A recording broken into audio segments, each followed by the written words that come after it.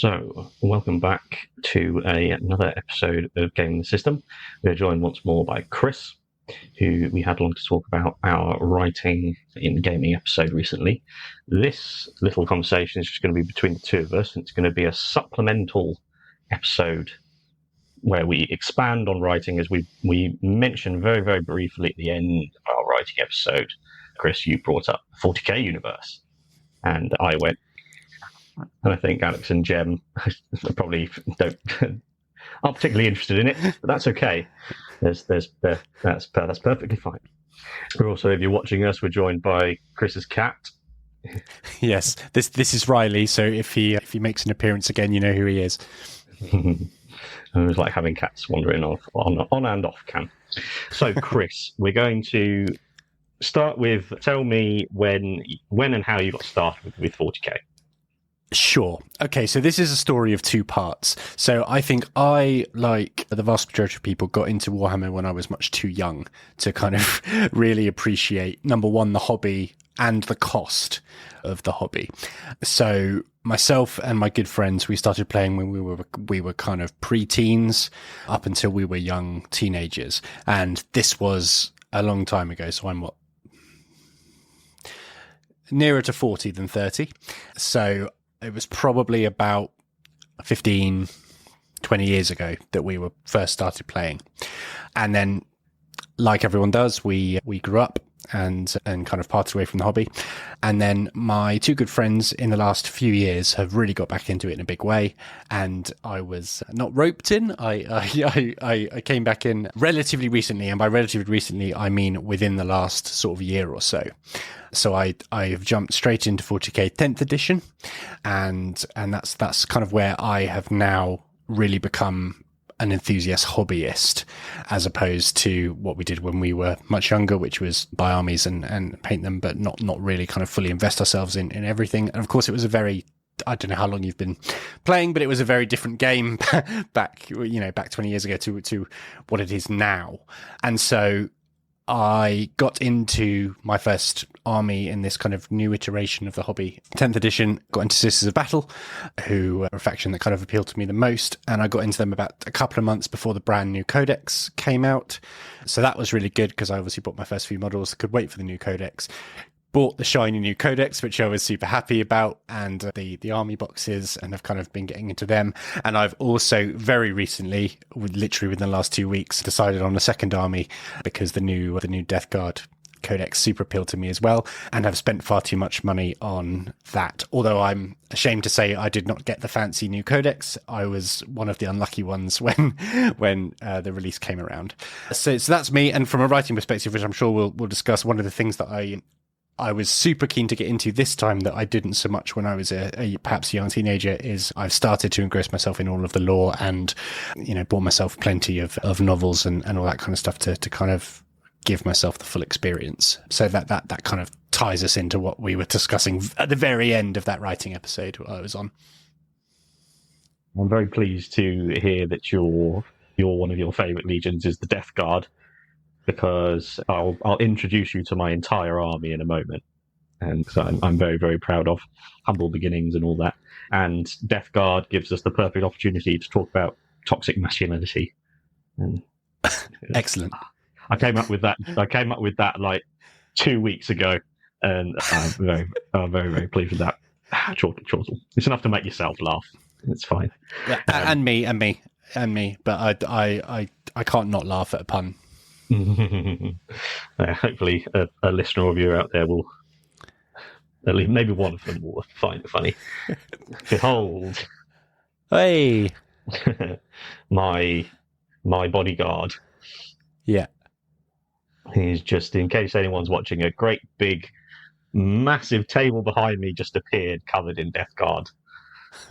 But if you are watching, you'll see that it's just my 4 little Plague Marines that I didn't. So I'm probably the antithesis to you.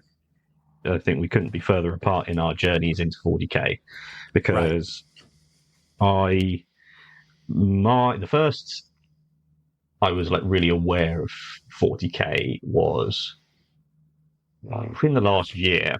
and I'd been listening to. It started off with. No, actually, yeah, it started off with. Do you know the Mechanicus video game? Yes, yeah. Have you played that? I haven't, no. Although I have heard of it, and I was going to talk about video games because I obviously want to bring up Space Marine 2 as well. Absolutely. So that was the first, like, me getting. It's a really, now that I'm more immersed into the universe in general, it really, really captures the flavour of the Adeptus Mechanicus, and it's the Mechanicus versus the Necrons. Yeah, and first off, the trailer for it is awesome.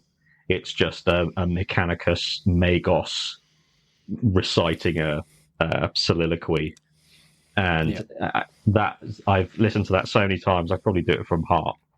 And with so many of I've come across the bits and bobs of the reading that I found of it, is there are so many pockets of fabulous writing in the 40k universe, and they don't necessarily pop up where you'd expect. So you can have it in a random trailer to one of the games, and just the vibe of the game was just really titillating. And then that led me to the Lutin 9 YouTube channel. Yes, who is probably the chief lore master of 40k. Are you familiar with him? I am. Yeah, I am very familiar. A lot of sleepless nights have been absorbed. Yeah, do you listen to Elden Ring lore as well? I don't know, and you did recommend it to me when we were talking last time about Elden Ring, because and I think I'm right in saying that the 40k universe is probably the most expansive piece of kind of fictional lore universe. I don't think there's a larger one. Please correct me if I'm wrong, but I do think that it's, if not the biggest, almost certainly the biggest in terms of the just the sheer amount of kind of lore, and not just lore, like good lore, right?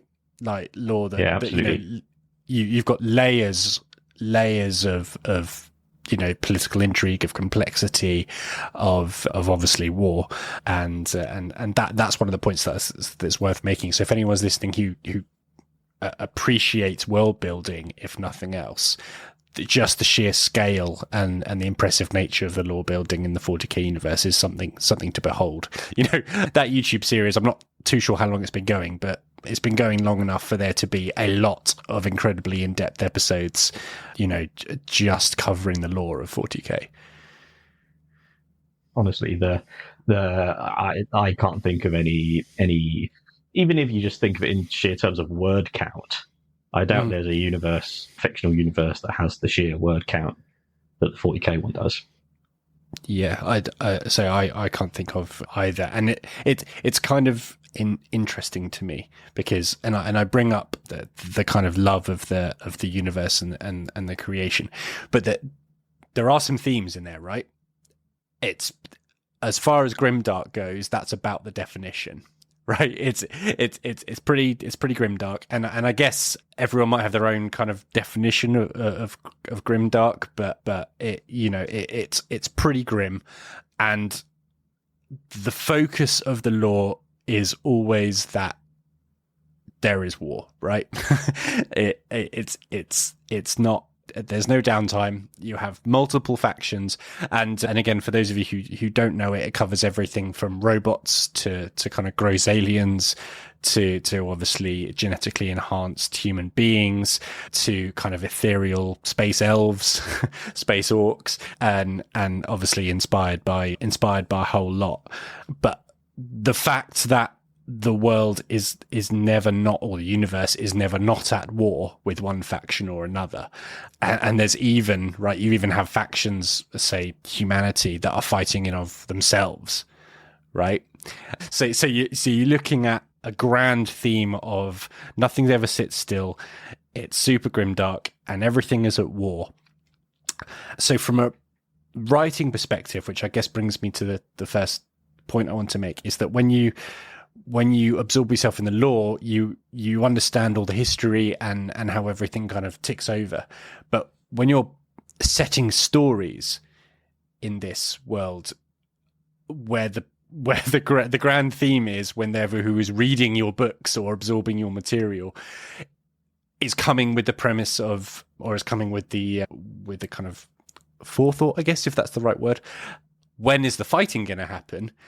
That makes telling a story, in my opinion, quite difficult, because you've got an expectation, and maybe it's your audience, where you've got people who are coming to your book or your video game or whatever, and video games are obviously slightly easier to do this, which is basically like, I've bought this book because I play the game, and the game fundamentally is a war game. There's two armies sat opposite each other. When is this going to happen in this book? And I wonder if you're an author or you're a writer and you've kind of got that overall looming presence of when are they all going to start killing each other, how that impacts you as a writer saying a story. And the skill of the writer that you have to do, because it's the writing of action and fighting and that shit is it's just word count, really. You can come up with ideas and then write them as in as long form as you possibly can. I tried listening to the start of, so there's the Horus Heresy series, and then there's the Solar War series, which is the Siege of Terror. And I've not read many of the books. The ones I have read, I've certainly read the first 4 of the Horus Heresy. I think those ones are fabulous. And I thought, right, I'll skip to the end of the Horus Heresy and see what this Siege of Terror is about. But then I remember us talking about it in the writing episode, how that dialogue is the hardest thing to write. And if you take all of the descriptive stuff out of the start of the first Solar War book, it's like maybe 4 pages worth of actually spoken words, and I go, that's a bit of a cop out, because the fighting is fighting, but the thing that makes it interesting is why we're fighting, and why are they fighting, and what are the stakes, because otherwise you go, like, what's the worst that can happen? Oh yeah, there'll be another battle. Whereas in I reread the Horus Rising book recently, and there's so much. I like the depth of the Space Marines that are on display in it, because I have a lot of gripe about the writing in the Space Marine 2. Yeah, I don't know what your opinions are on it.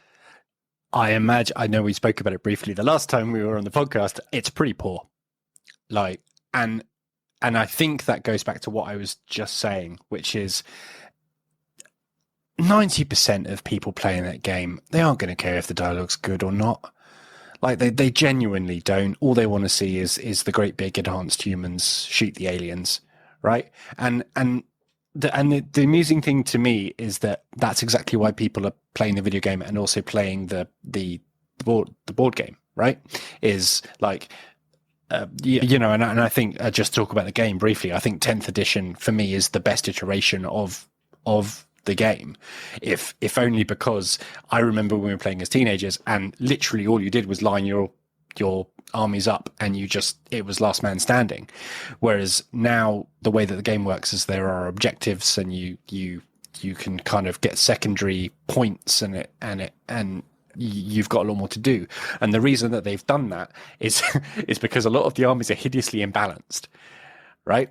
So you've got your kind of ancient race of AI robots with their guns that can literally phase you out of existence, right? And you're up against, say my army, the Sisters of Battle, who are women, who are just ordinary women. Okay, granted, they've got power armor, but they're not going to stand a chance. But what you can do when you play the game is you can play for objectives. And the thing I love about Sisters of Battle, well, one of the things I love about them is that fundamentally they're martyrs. They don't care whether they live or die anyway. When I read the novels, though, that's quite difficult to write and write well, right? Yeah. Because in the same way that, and I've got a Space Marine novel which I did enjoy, which I'll talk about in a second, but it's got a similar problem to writing Space Marines, right?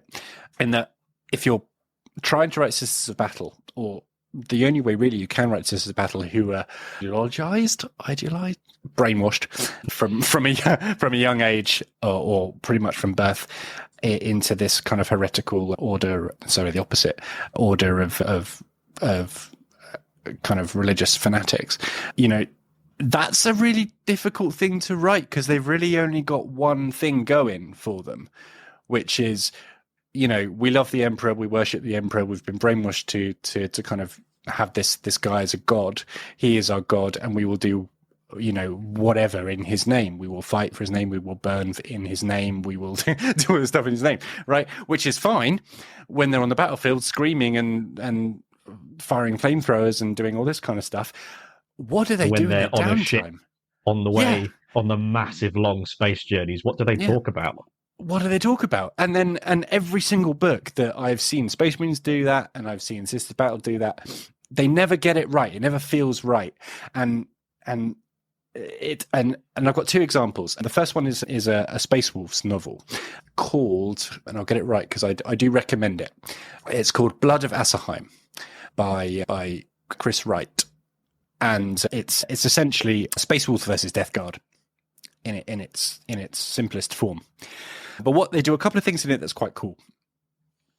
And the first thing they do is they bring a Space Wolf who has gone to join the Death Watch. And they bring him back from the Death Watch into his pack. And he's immediately ostracized and is outcast. Because Space Wolf's whole thing is that they're a fighting pack and they fight together and they're Vikings essentially, and and so one of the main characters is immediately kind of at odds with that, and has spent a time outside of that environment and now has questions how they've always done things and all of that sort of stuff. So that was straight away an interesting dynamic for me, because there's a bit of conflict there between characters who are usually,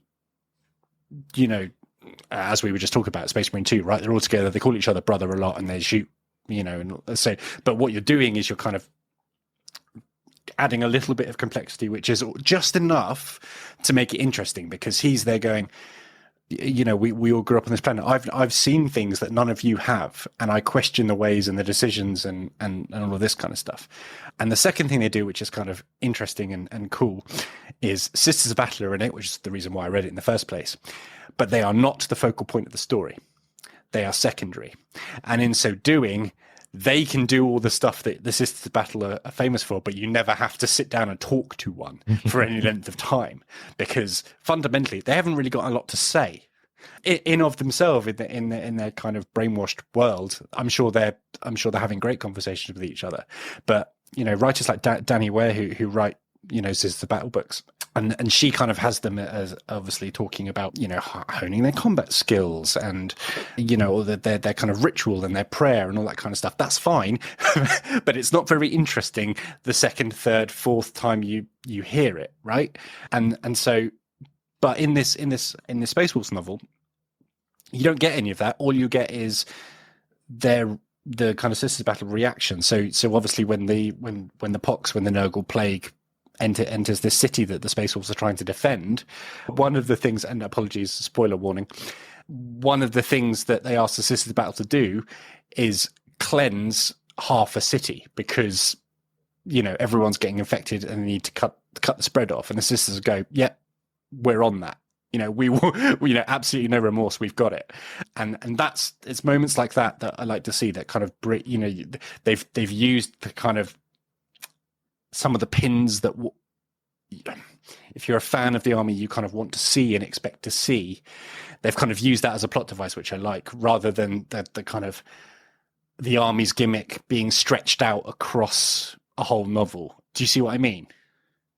So they rather than putting the entire novel on the back of the sisters, they bring the sisters in to be a specific thing at a specific time. Correct. Yeah. That reflects, because I completely get what you mean. I get, so recently when we were talking about Baldur's Gate 3, there are two characters that are basically cult members, and they just, every other sentence is something to do with the cult. You just go, bored, talk about something else. And I have this, so my three favorite factions, there are the Adeptus Mechanicus, my first road in, then the Tyranids, because the Tyranids are so terrifying, and then Death Guard. I can't remember exactly why I like the Death Guard, but they're just cool and sick. And Mortarion is, I would love to have a Mortarion at some point. It would be a badass model to get, wouldn't it? And I'm a little bit intimidated by it, but I will do it eventually. And what is super amazing about the Death Guard in this Space Wolves novel is that because they are the antagonist, but he does add in that kind of giddy happiness that the possession of Nurgle has. So they aren't just kind of mindless. Like there is a kind of like that they are animated, but in a way that you're not expecting, because there's a joy there from, if anything, and it's really creepy. It's very cool. Love so one thing that a fabulous thing about this universe is I find the Emperor and the Primarchs and the Space Marines a fascinating dynamic, because when it's the Golden Emperor with his perfect genetic sons, these noble, like, demigod figures, and they talk about the parade on Ulanor when the Emperor went, we've done all the hardest stuff, I'm going to go back home and work on a secret project. I'll leave it in your hands. And from the perspective of the Space Marines and the humans, which is where we spend the most of our time, you just see these godlike figures who seem completely infallible. But then as soon as you get into a room with one of the Primarchs or two of the Primarchs, you see that, it's the fact that it stayed together and seemed so cohesive was because the Emperor was in charge. But then when you just it only takes 2 years for it all to fall apart, and then you meet Mortarion, and he's got this fabulous, like, breathing apparatus that feeds him horrifying, like, poisonous mixtures from all over the universe, and the fabulous drinking the cup scene with drinking the most poisonous thing they can find from a certain place. And you go, this is a demigod being. Why would they be so... They are born to be... If all the other Primarchs weren't there and the Emperors weren't there, they would lead. They come to be... They're genetically bred to be leaders. And you give him an opportunity to become the most putrid, poisonous, toxic thing in existence, and you say, but what about the Imperium and the Golden God Emperor? And then you look at the World Eaters, who want to just slaughter everything and annihilate everything, and finding these incredibly... Not all Space Marines are exactly the same. They're not all just brother shouting meatheads like they come across in Space Marine 2. They are these incredibly strong characters where you go, why would anyone want to be a Plague Marine? Yes. You go, obviously, these guys would obviously want to be that. Mm. Yeah, and they're given like it's like the vampire thing, isn't it? You're given the choice. You know, do you want this kind of power and this kind of immortality? And a lot of people go, yeah, of course I do. Like you know, and I will. Another example for you, because one thing that I've found from reading a lot of Warhammer literature is that a lot of success seems to be had in smaller formats. So I guess another sister's book, but the Book of Martyrs is a collection of short stories, and I liked that as a format. Some of them are better than others. One of the ones in the Book of Martyr that is really good is, and it starts off like all Warhammer stories do, at a battle. But a Sisters of Battle is taken captive by the Tau, and then the rest of the story is literally just an interrogation, and it is incredibly amusing.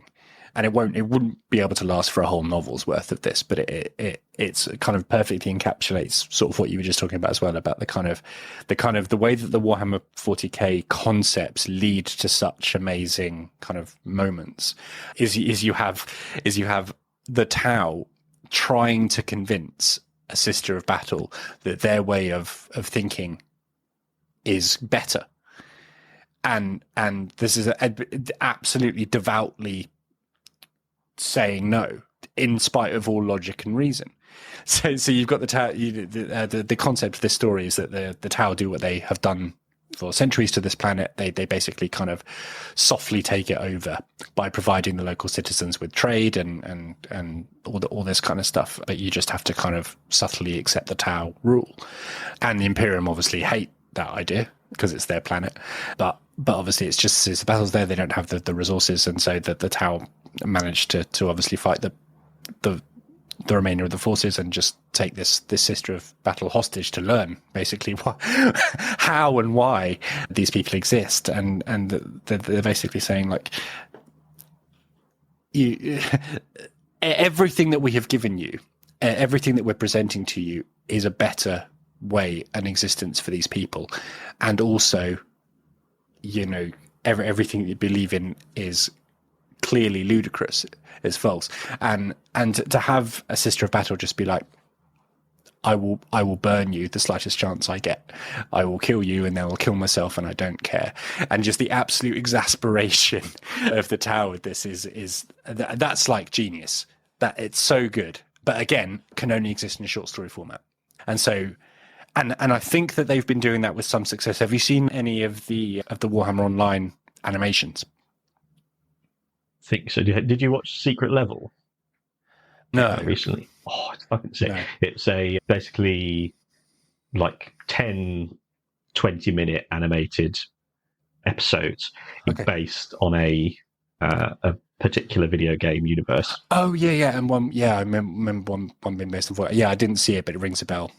Yeah, and that was awesome, and I completely, I've massively come round to how extraordinary short stories can be very recently, and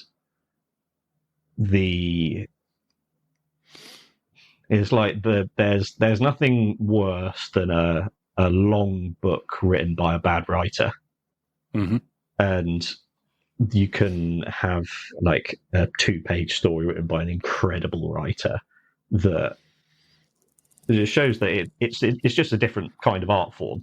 It's not just like taking a chapter out of a bigger book. Sometimes stories can punch in a different way when they're shorter. Although I do. Sorry, go ahead. I was going to say. So, what were these online Warhammer videos? Oh yeah. I will. Let me just find them. So they're kind of official Games Workshop kind of animations, and they release them unfortunately through Warhammer TV, so it requires obviously the subscription. But they a lot of the content on there is really good. But the one that I watched, it was in 4 parts. I think they might still be on YouTube. Is called Pariah Nexus. And again, it's Sisters Battle because that was kind of how I was absorbing it. But it's a really well done, incredibly well animated, but nice little animation. And again, in short story format. So I almost wonder if for a universe as expansive and as kind of just filled with lore and concepts and kind of interesting moments, that maybe that's a better format to tell these kinds of stories in. Sorry, go ahead. I was going to say, like, it's with a universe this big, there's infinite opportunities for writers to come in and do things. So yeah, and I think that and I don't know if it's doing it a disservice to say that they a lot of the concepts rely on one or two points of interest, and maybe it's your user base, maybe you're satisfying both, because like you said, like you've said, say you have newfound respect for kind of short story format, because if you're a good writer you can really make that work, but you're also satisfying your people who are waiting for something to kick off and for the guns to start going, and maybe that is a fast way of kind of appeasing both audiences. And I'm just thinking that in my experience in a long novel format, I think the only successful one that I read in my opinion was the Space Wolves book, because it combined three and did it successfully well and wasn't too long. And there was a bit of kind of complexity in the characters there. Like I say, so some of the other Sisters novels that I read that were novel in length, or novella, I guess, were heading towards that point I was talking about earlier, where they were just starting to become repetitive, because there's only so much that Sisters Battle can sit and talk about before it starts becoming boring. There was one novel that I read, I think it's Mark of Faith, but don't quote me on that, where it was Sisters versus Thousand Suns, and that was kind of interesting, because that was the first thing that I read where one of the pins for Sisters is that they, in their ideology, are super easy to manipulate by chaos. Because basically all you need is a way to communicate to Sisters of Battle that what they are doing is the Emperor's will, and then you can get them to do basically anything.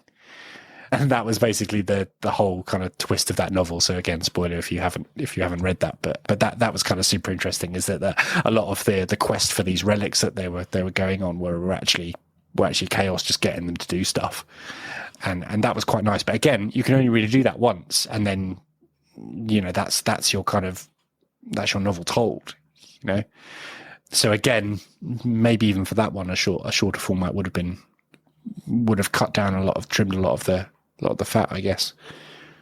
I think probably one of the hardest things would be to write the Sisters of Battle versus the Tyranids. Yes, yeah, because there is nothing. There is no, and again, like, there is a short story where that happens, and yeah, I can't, and I'll send you offline the book it's in, because I'd have to double check it. It might be Book of Martyrs, but I'm not too sure.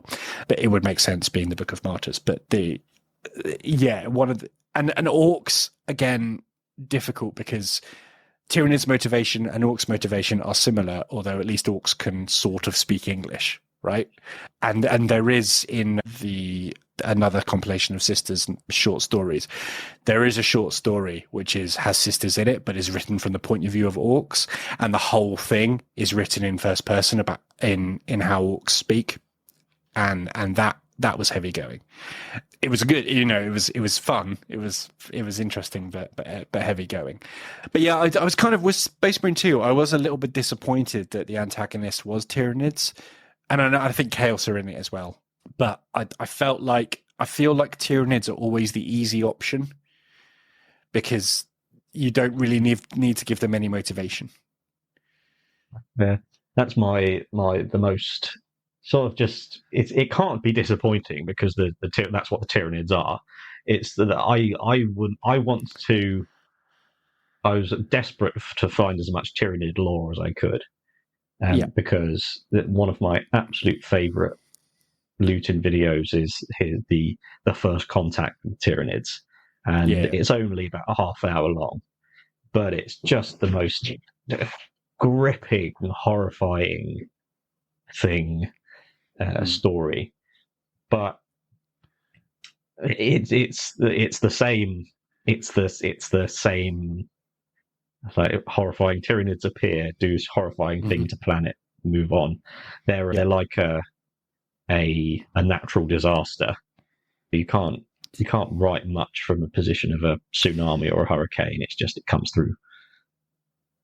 I do like, and you might have come across this in the lore, but there is an Inquisitor who deals with a Tyranid invasion of planets, literally by blowing up planets around where it's happening, and that I really like because it's ludicrous to basically have and obviously because the 40k universe is so expansive that you can have stuff like that, and you just sacrifice a few billion lives, and then your problem has gone away. They can't spread any further, and you just kind of cross that off on a map and then move on with your existence, and I do like that just for the there isn't another world where you could get away with doing something like that and have someone go, yeah, that tracks.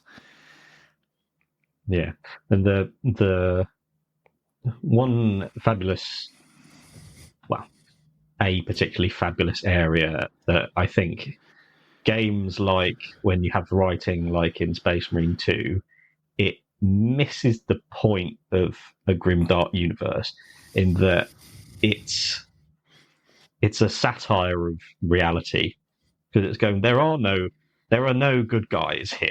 Mm-hmm. There's only war for a reason. It's not just a theoretical thing. If you try and you've got a million human worlds out there, and you think, right, how are we supposed to manage that? If we go, right, even if we had no external threats, then there would be chaos anyway.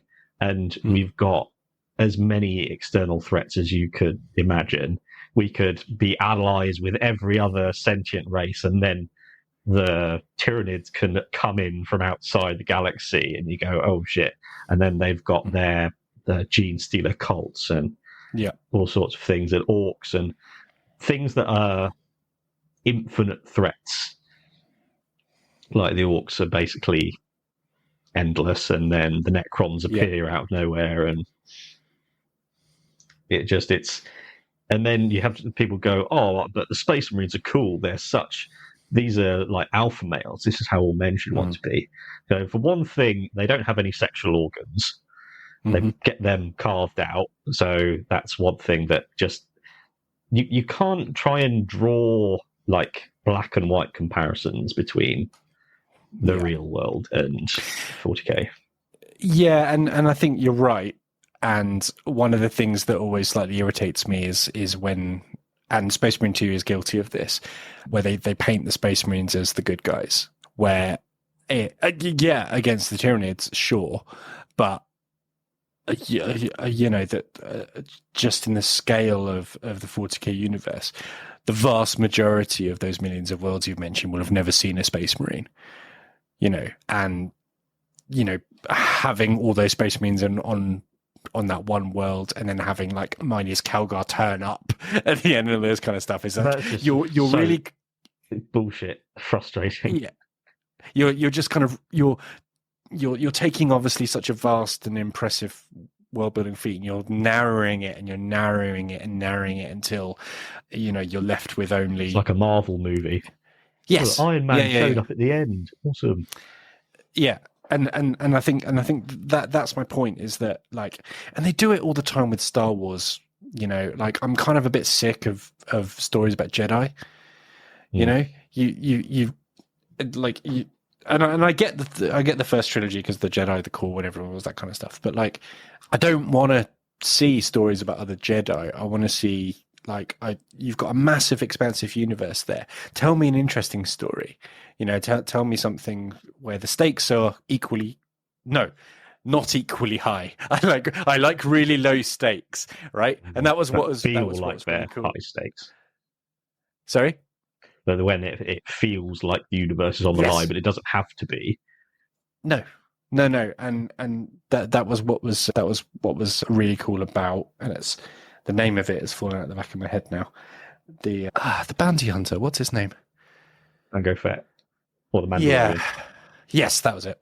Sorry, I had a momentary brain lapse. But yeah, so the first season of that, where it's relatively low stakes, but you were getting so much kind of interesting stuff happening around in terms of the lore and the planets and all that kind of stuff.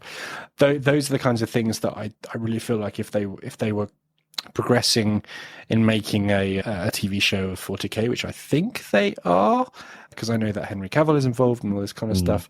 I really hope they're not trying to, I don't know, tell all of the Horus Heresy in 8 episodes, or do you see what I mean?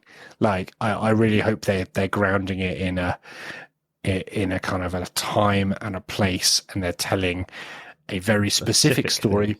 Yeah, but something low stakes and something where you're giving your writers room enough to create characters or use existing characters that can expand and fill the space that they are given, not the other way round.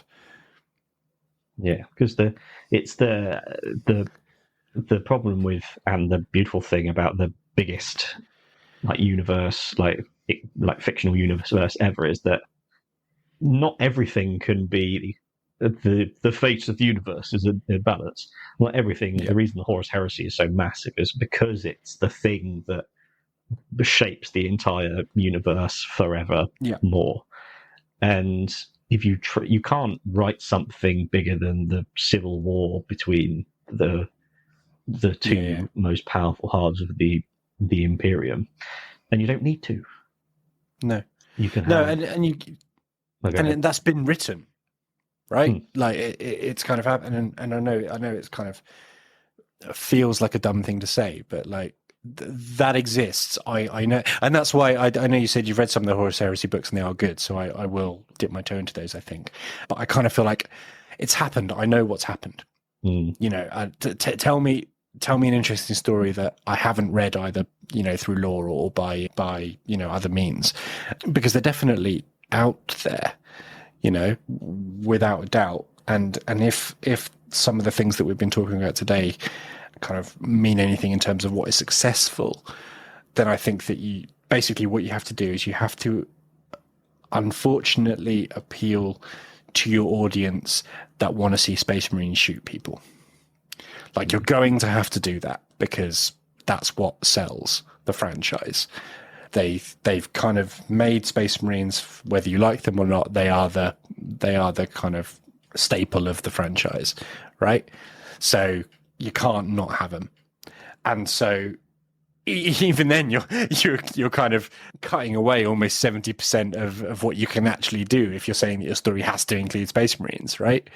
And so I get it, because you're playing a video game. Of course, you're going to want to play a Space Marine and have a big axe and cut Tyranids apart. I would like to. That'd be fun.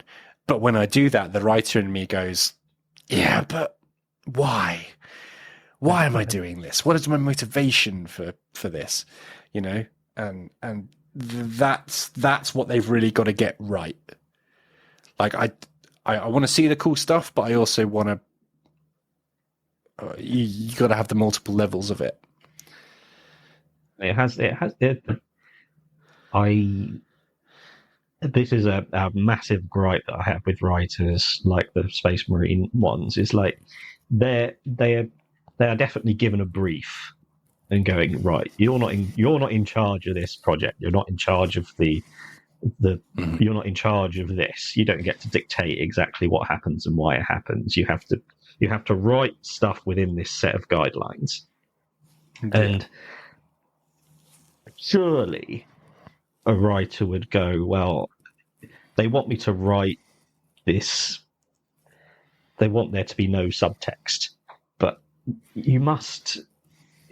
Surely writers in games like that, they can't go, well, there are no deep Space Marines. It's not like there's any lore or written work to point out, oh yeah, Space Marines are all unique and different and distinctive. You can write Space Marines that are really cool and badass, but also don't just say brother to each other constantly. and have completely surface level discussions. And you just need to sit back and go, right, what these Marines have been through. Because one of the first things in in Horus Rising, in the first Horus Heresy book, is it's Garviel Loken, who's one of the Horus's captains, talking to basically a journalist. And you think, why would a Space Marine talk to a journalist? Because it's Horus wants the journalists to know what the Great Crusade was about. So it's not just about killing things. And he says that Space Marines have fear bred out of them, which comes to another toxic masculinity thing of showing, oh, these are alpha males, they don't feel fear. But when cataclysmic things happen, they feel something. They don't just go, oh, the Emperor was just, my Primarch's been slain, my Legion has turned against me. You don't just go stoically go, oh, time to fight the next battle. Writers, you have to look at the richness that this particularly relentlessly bleak universe gives you the option to, because a fabulous, like, the core satire of all of it is that the Emperor is a god, and the what arguably starts the turn to chaos is when the word bearers, he finds out that the word bearers were worshipping him as a god, and he loses his shit and basically breaks the word bearers, and so they go and find another god. And then once everything's said and done and he's interred on the golden throne, the Sisters of Battle, his most zealous warriors, are the kind of people who he would have hated their existence. And that's what's super cool as well. And I love so much it's laced with hypocrisy and all this kind of stuff, which is one of the reasons why it's cool, because, like you say, it's satire. But I love so much that I love the implications that Sister Battle in particular are so anti-chaos, anti-demons, anti all that kind of stuff. And there's a heavy implication that Saint Celestine is a demon. And obviously that whole thing about the Emperor, being the most powerful psyker that's ever existed. Whereas, all the Sisters of Battle do is spend a lot of their time hunting and slaying psykers, in the name of a god who isn't really a god, is kind of super clever and interesting. But again, we're talking broad concepts here, right? Tell me a good story in those concepts and I'm on board. That's all you've got to do. It's like basic rules of storytelling. It's not good enough just to give me a battle in an interesting concept, because I'll be interested for about 2 minutes and then I'm bored. It can only work like that. You've got to go back to your basic rules of storytelling. Give me motivations. Give me character-led decision making. Give me all those things, and then give me the cool battle in the cool concept, and you've done it. Yeah, absolutely. Because like I played the first few hours of. We'll bring this to a close. We've got up to an hour. This has been really fun, and clearly, I think we've got a lot more. We've got a lot more we could talk about, so we'll probably have to come back and do this again. Yeah, that sounds good. I did it for about 2 or 3 hours, and then I stopped playing it because the writing was so bad. It spoiled the game for me. In terms of gameplay, it was fine. The gameplay was fine, but it wasn't good enough to ignore to put up with the writing for it. Yeah. But then when I played Final Fantasy VII Rebirth, the story and the characters were utterly gripping. I loved it all the way through, but the combat was absolute dog shit. Mm. Absolute boring, pointless. I skipped through it as much as I could, but the writing was so good that I didn't care. Yep. And so the perfect mix is when you get writers who can write compelling stuff, and then you add the gameplay together with that. And I'll end with like I wonder. So I don't play 40k yet. I am learning and consuming lore and watching battle reports and live 3-hour games, trying to work out how it works. I'm also working, so I'm a video editor, and I'm practicing turning a full match into like a 40-minute battle report. Sure. So that's helping as well. And I like to imagine, when I'm looking at a game, thinking about what the possible story could be behind what's happening on the table. So when you first play your first game, that is the most fun you will have. You can play competitively. I'm sure people do and have a great time. And there's a meta and all of that kind of stuff. Fill your boots. But when I sit and play Magic the Gathering, or I sit and play Warhammer or Dungeons and Dragons, and I get this is the main reason you play Dungeons and Dragons, but the wargaming stuff, in particular 40k, is the first thing we do is we sit down and we go, right, why are our armies here? What are they doing? Yeah, what are they trying to achieve? Because if you don't do that, in my opinion, it's boring. And you can turn up to tournaments all you like, and you can play and you can win, and I guarantee you will not have as good a time as the game you play with your mates, where you've discussed, at length. And that's where all the good moments are. When you're down to your last few units and you've got a Sisters of Battle completely surrounded by Tyranids, and they're going down in the next turn, but you don't surrender. You roll some really good dice. And you just they take out the Carnifex in some freak incredible dice roll, and then they all get eaten, and it's great, and that's what it is, yes, you'll lose the game, but it doesn't matter because you've had a great time and you've told a good story, and that's what I think some of the fiction that I've read, just to kind of summarize what I've been rabbiting on about for the last hour, is that magic is difficult to capture in fiction, and I've seen moments of it more in the short format, but yeah, I think that there's hope for the TV series if they can do that. I am slightly apprehensive because Henry Cavill's an incredible actor. Seems like a lovely bloke, but the reason The Witcher happened was because of him. He was the driving force that led that, because he's Henry Cavill, but he doesn't seem to have. It wasn't smashed out of the park, and it